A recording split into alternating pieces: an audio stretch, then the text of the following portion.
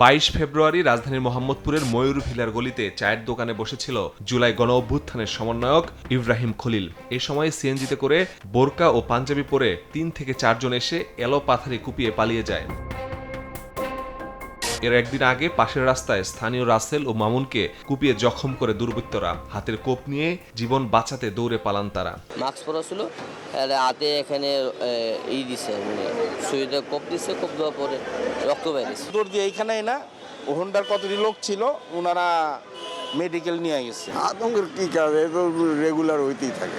দুটি ঘটনায় মামলা করেন ভুক্তভোগীরা। নাম আসে মোহাম্মদপুরের শীর্ষ সন্ত্রাসী কিলার বাদল, তার সহযোগী সন্ত্রাসী ও চাঁদাবাজ মোল্লা কাউসার, গ্যারেজ সোহেল, কাওয়া রিপন, রাব্বি, পাপ্পু, রুবেল সহ অজ্ঞাত 5-6 জনের। নড়েচড়ে বসে আইন শৃঙ্খলা বাহিনী, শুরু হয় অভিযান। ঘটনার সপ্তাহ না পেরোতেই অভিযান চালানো হয় কেরানীগঞ্জে। গ্রেফতার করা হয় 2 মামলার এজাহার নামীয় আসামি চিহ্নিত সন্ত্রাসী ও চাঁদাবাজ গ্যারেজ সোহেলকে। উদ্ধার হয় বিদেশি অস্ত্র।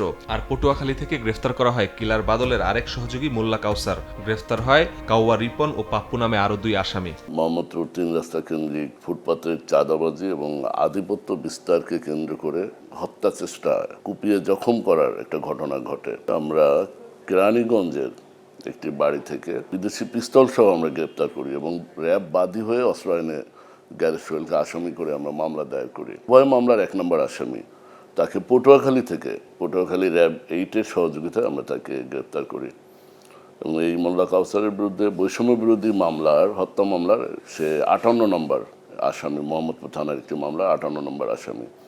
তার বিরুদ্ধে 8-9টি এরকম হত্যা চেষ্টা মামলা রয়েছে। র্যাব বলছে কিলার বাদলের নেতৃত্বে চাঁদাবাজি ও আধিপত্য প্রতিষ্ঠার জন্যই এসব ঘটনা। মিশনের পর থেকে আত্মগোপনে সে। মোহাম্মদপুর আদাবর থেকে র্যাব 2 এ যাবৎ 5 আগস্টের পরে সহস্রাধিক কিশোর গ্যাংয়ের সদস্য তাদেরকে গ্রেপ্তার করে আইনের আওতায় নিয়েছে। ছিনতাই এবং মানুষকে ভয়ভীতি দেখানো, দখল, অপরাধগুলো সংগঠন করত, এগুলো যেমন আমরা উদ্ধার করে আইনের আওতায় নিয়েছি। মোহাম্মদপুর আদাবর থেকে র্যাব 2 5 আগস্ট পরবর্তী সময়ে আমরা প্রায় 100-র উপরে বিদেশি আগ্নেয়াস্ত্র আমরা উদ্ধার করেছি। মোহাম্মদপুর আদাবর থেকে সন্ত্রাসী নির্মূলে আমরা কাজ করছি। এখানে কোনো চাঁদাবাজ, অস্ত্রধারী সন্ত্রাসী এখানে থাকতে পারবে না। এ ব্যাপারে আমরা দৃঢ় সংকল্প।